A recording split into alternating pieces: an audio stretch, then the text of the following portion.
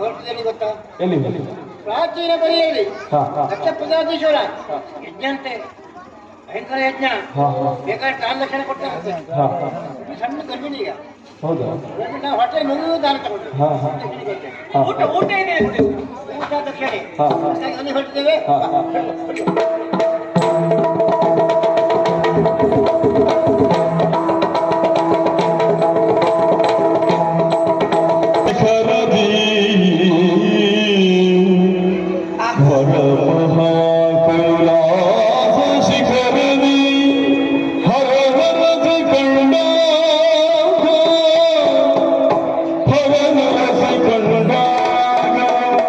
Go,